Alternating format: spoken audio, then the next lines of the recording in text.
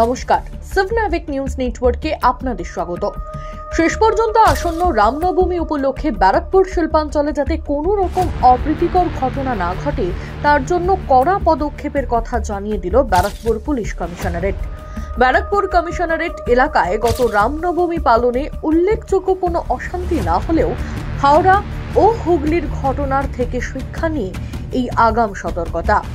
Commissionerate এলাকায় যে দুটি লোকসভা আসন রয়েছে তার মধ্যে ব্যারাকপুর আসনটি নিয়ে চিন্তার ভাঁজ প্রশাসনের কপালে। এখানে মুখোমুখি প্রতিদ্বন্দ্বিতায় তৃণমূল মন্ত্রী পার্থ ভৌমিক এবং বিজেপির অর্জুন সিং। লোকসভা এলাকার একটি বড় অংশ হিন্দি ভাষাভাষী। ভাটপাড়া, জগদ্দল, টিটাগড় সহ ব্যারাকপুর উত্তর ও নৈহাটি এলাকায় রামনবমী উপলক্ষে প্রতি বছরই বড় বড় শোভাযাত্রা বার হয়।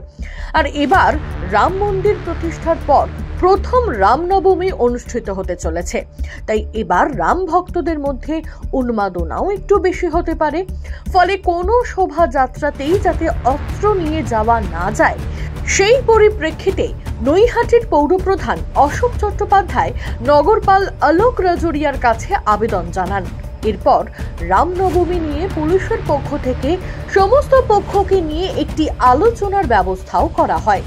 তারপরেই সিদ্ধান্ত নেওয়া হয়েছে এবার রামনবমীর কোনো মিছিল সশস্ত্র অবস্থায় করা যাবে না বা অনুমতি দেয়া হবে না। আর অস্ত্র নিয়ে কোনো মিছিল করলে সাথে সাথেই পুলিশ যথাযথ ব্যবস্থা নেবে। কমিশনারেটের পক্ষ থেকে ইতিমধ্যে সমস্ত থানাগুলিতে এই মর্মে নির্দেশ পাঠানো হয়েছে। সব মিলিয়ে রামনবমী উপলক্ষে যে কোনো রকমের অনভিপ্রেত অশান্তি এড়াতে পুলিশ যে এবার কড়া পদক্ষেপ নেবে তা স্পষ্ট করে দিলেন ব্যারাকপুরের নগরপাল অলোক রাজোরিয়া। সৌভিক পুরকাইত, সাবনাভিক নিউজ, ব্যারাকপুর। সমস্ত খবরের এক্সক্লুসিভ আপডেট পেতে লাইক করে সাবস্ক্রাইব করুন সাবনাভিক নিউজ। সেই সঙ্গে বেল বাটন প্রেস করতে ভুলবেন না।